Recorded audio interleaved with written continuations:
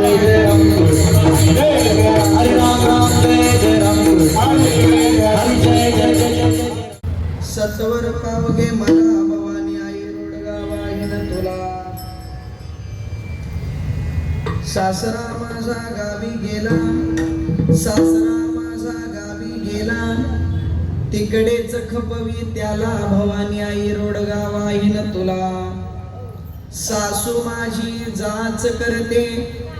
सासू माझी जाच करते लवकर निर्दळी तिला भवानी आई रोडगावा हिन तुला जाव माझी फडफड बोलते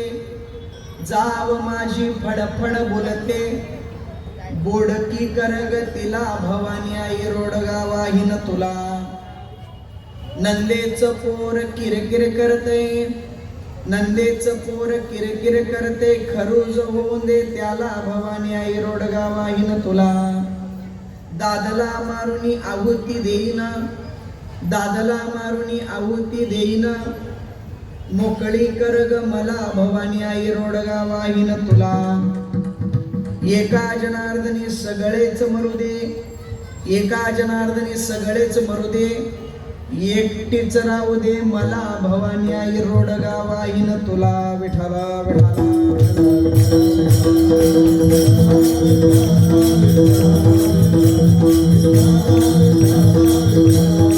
महायोगपीठे तटे भीमरथ्यां वरं पुंडरीकाय दातुं मुनीन्द्रैः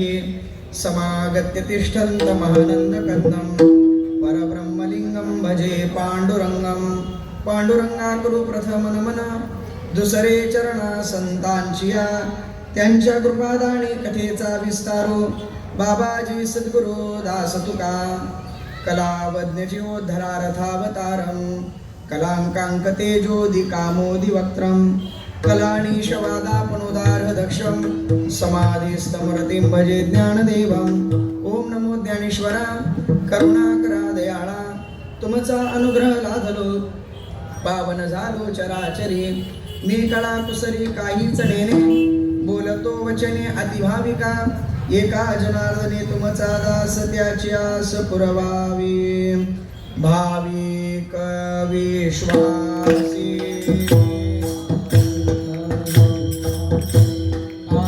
भाविक विश्वासी तुका म्हणे नमन द्यासे तुका म्हणे नमन द्यासे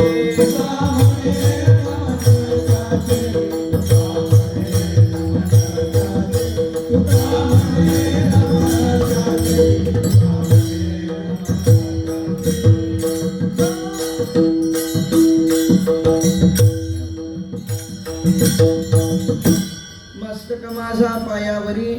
या वारेकरी संतांच्या वचन एक कमळापती माझी रंगाची विनंती कर जोडितो कथी काळी आपण असावे जवळे किरकिर होते बघा इथं खूप किरकिर होते श्री विठ्ठल श्री विठ्ठल श्री विठ्ठल श्री विठ्ठल श्री विठ्ठल श्री विठ्ठल चार बोटाचं अंतर राहून मला स्पष्ट आवाज आला पाहिजे असं काहीतरी करा तोंड मी घालणार नाही मायका श्री विठ्ठल श्री विठ्ठल श्री विठ्ठल श्री विठ्ठल इको बंद करायचं श्री विठ्ठल मस्तक माझा पायावरी या वारकरी संतांच्या वचन एक कमळापती माझी रंगाची विनंती कर जोडितो कथे काळी आपण असावे जवळी श्री नारायण जय नारायण सद्गुरु नारायण नारायण श्री नारायण जय नारायण सद्गुरु नारायण नारायण शुक्लां ब्रह्म विचार सार परमा माद्यां जगद्व्यापिनीं वीणा पुस्तकधारिणीं अवैदां जाड्यन्धकारापहा हस्ते स्फाटिकमालिकां विदधतीं पद्मासने संस्थितां वन्दे तां परमेश्वरीं भगवतीं बुद्धिप्रदां शारदां सम्पाद्य ज्ञानञ्च विधाय भक्तिं विलोकितो येन समाधिराजः वैराग्यवन्तं सुविचारयुक्तं नमामि जोगम शिरसा गुरन्तं विठला विठला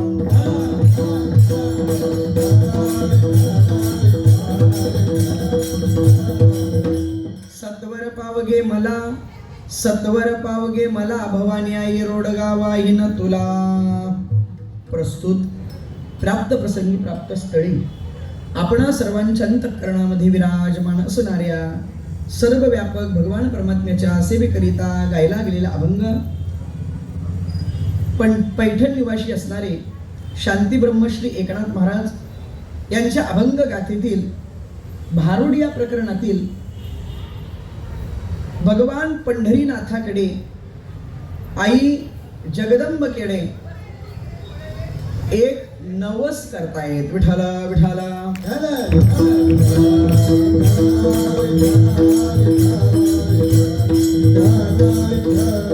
अभंगाला स्पर्श करण्यापूर्वी वक्त्याचे एक आद्य कर्तव्य आहे. आपण सर्वजण या ठिकाणी किम निमित्ताने कोणत्या कारणाने उपस्थित झालो आहोत, एकत्रित आलो आहोत याविषयी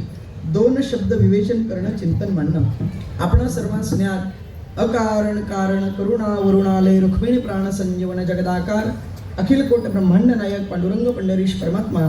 संत हृदय सम्राट ज्ञानबिंब ज्ञानोबराय वैराग्य तपतीर्थ तेजवले तुकोबराय आणि समस्त ग्रामस्थ मंडळ खरवई गाव, या खरवई गावामध्ये गेली 18 वर्षापासून आई गावदेवी मातेच्या वर्धापन दिनानिमित्ताने संपन्न होणारा हा नामयज्ञ सोहळा एक दिवसीचा उत्सव आहे. ज्यांच्या कृपाशीर्वादाने उत्सव संपन्न होतोय असे ब्रह्मलीन तपस्वी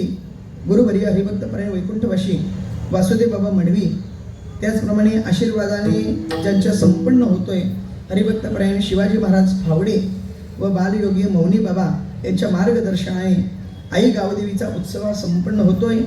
आजच्या दिवसाची ही कीर्तन पुष्प सेवा माझ्यासारख्या एका सामान्य वारकरी विद्यार्थ्याकडे संपूर्ण उत्सव कमिटीच्या वतीने आमच्यावर नितांत प्रेम करणारे आमचे संतोषजी भोईर वडवली आणि यांच्याकरवी सेवा मला प्राप्त झालेली आहे. भगवान श्री ज्ञानोबराय तुकोबराय जशी बुद्धी देतील तसं तुम्ही आम्ही मिळून या अभंगावर दिलेल्या वेळेपर्यंत चिंतन करण्याचा प्रयत्न करू. विठाला विठाला.